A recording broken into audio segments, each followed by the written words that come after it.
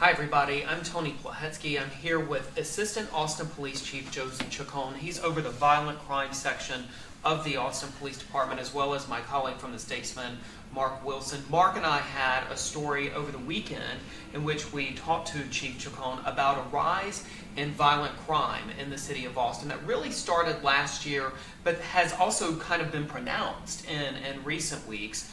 That story generated a lot of attention, a lot of questions, and so I think today we wanted to have a bit of a conversation with Chief Chacon and also give you an opportunity to ask some questions that are maybe on your mind as Austin Police really try to combat this rise in crime that, again, really started last year. And Chief, I was just wondering, you know, we saw a 10% increase in crime last year. Can you just talk about some of the reasons that police think that may be happening in our city? Sure. And I appreciate the opportunity to sit down and talk with you and really educate our community about what's going on and what we're looking at as a police department. So last year in 2016 was really about the first time in a decade that we saw a rise in violent crime. Year after year we've been seeing drops and drops, and then we have this 10% increase, which is a pretty significant increase. It wasn't just here in Austin, we're seeing it in other parts of the country with cities similar in size to Austin. And I really think that when we step back, I mean, there's lots of things that go into it, but I think the rise in population and in population density and you know, just a lot of people here, there's so many different venues that people go to, and unfortunately, you know, for instance, if they're down here in the downtown area and maybe they've had a little bit too much to drink and present a good target, then for the bad guys it becomes a target-rich environment. So that's when we have to look at, okay, well, where are we seeing those kind of those kind of things happening, and how are we going to combat it? And I know Mark covers crime on a day-to-day basis, and even the past couple of weeks we've seen a number of violent incidents during South by Southwest, leading up to South by Southwest. Particularly, you know, one high-profile incident was the musician who was shot, and I know Mark covered that as well. But can we also just ask you about some of the more recent cases as well? And again, Mark has kind of been keeping up with those. Sure.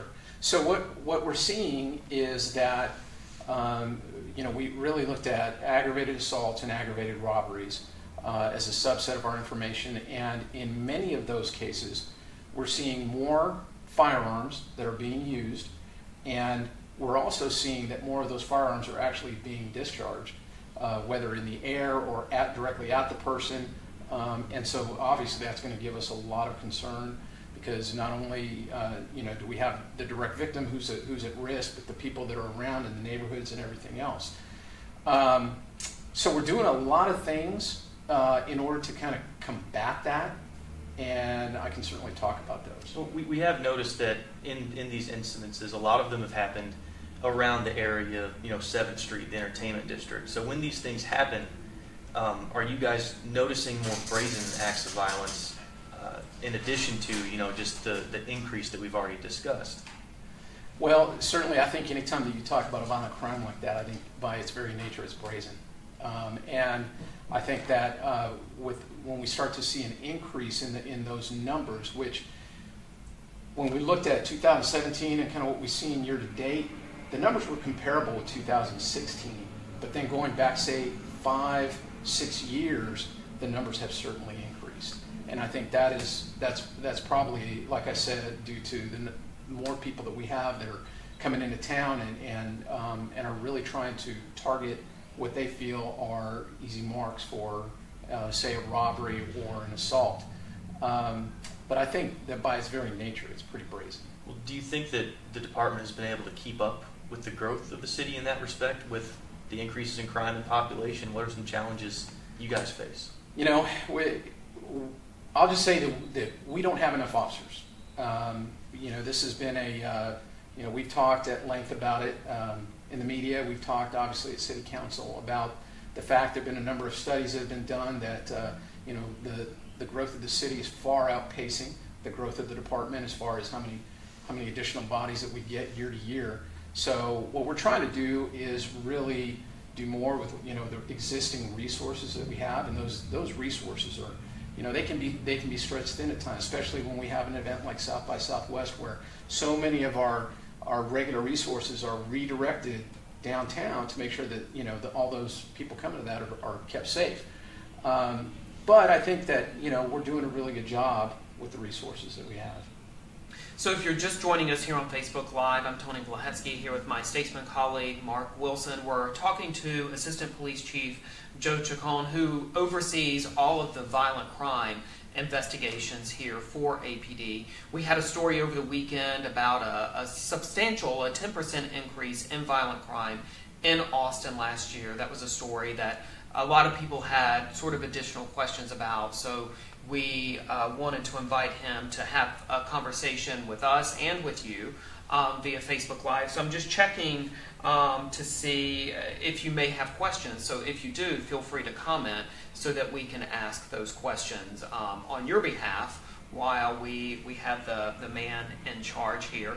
One of the things that I do think is important is that while Austin has had a 10% increase in violent crime in the past year, and some violent offenses, violent incidents in recent weeks, Austin is still, just for context, a very safe city.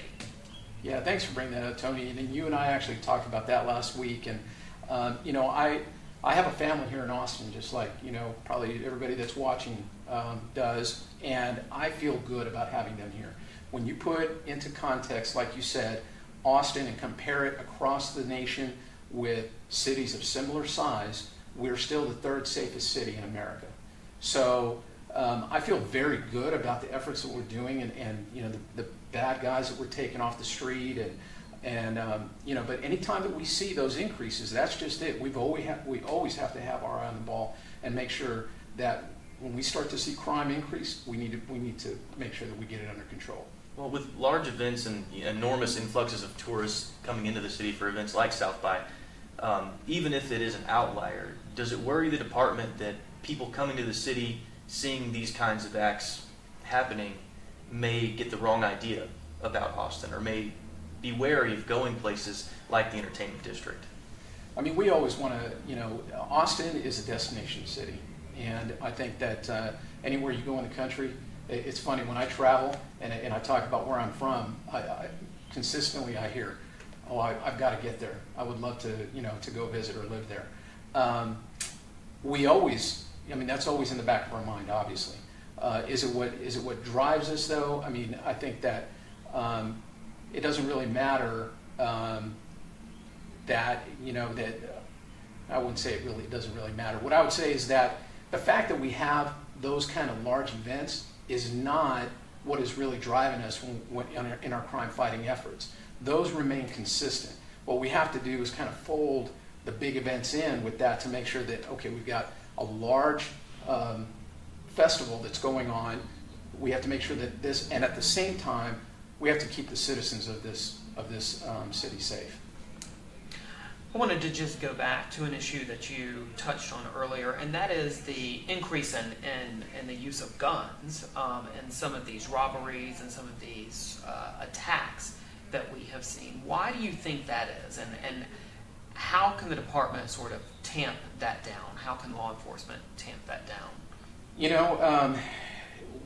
There have always been, when we start talking about aggravated offenses, whether it's an aggravated assault, an aggravated robbery, many times there are firearms or some other kind of weapon like a knife that is used in those.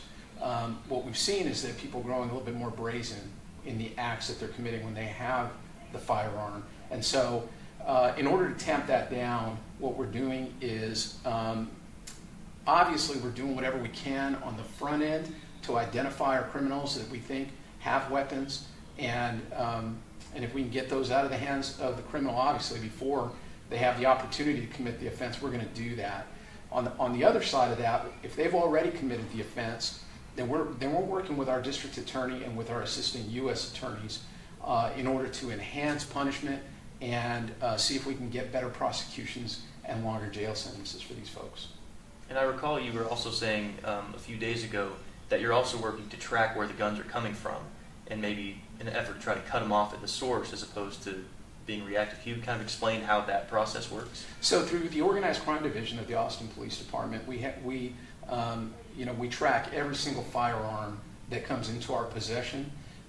It is test fired by the department, and all the ballistic information that comes out of that test firing is retained by the department, so that if we have another offense that occurs or has already occurred that we can match the ballistics with, well, then that is going to help solve that crime. And obviously, we work with our federal partners at the ATF on, looking for where firearms are being obtained illegally and trying to cut off those sources. And in terms of the recent incidents involving guns, can you just talk about the efforts to apprehend those people as well, without, of course, giving away all your secrets? Fine. No, that's fine. So since last year, when we began to see the uptick in crime early on, every patrol region in the city began to run violent crime initiatives. And what that consisted of was every patrol area out there has a certain amount of resources, personnel, in their metro tactical teams and then their patrol ranks to be able to move those and shift those people around, maybe change their hours, change their days off, so that we are putting people on the street when we believe that it is going to be best. And we do that through our crime analysis. We're an intelligence-driven police department. We have a very robust research and planning group that does crime analysis. And so what we'll look at is, where are we seeing the trends, what days, what time, times of the day, and what we'll do is we'll deploy our resources at that time to see if we can prevent the crime from happening again. We have bike patrols and foot patrols in many parts of the city. We have our Halo camera system, the high activity location and observation cameras here downtown that are particularly, the cameras are here downtown, and they act as kind of a force multiplier for us, to where we can, we have officers that are watching and can direct the officers on the street to wherever we see something that happens. And then we do a lot of education-based type of initiatives with our district representative program, to where we are trying to help people to not make themselves a good target for these type of crimes.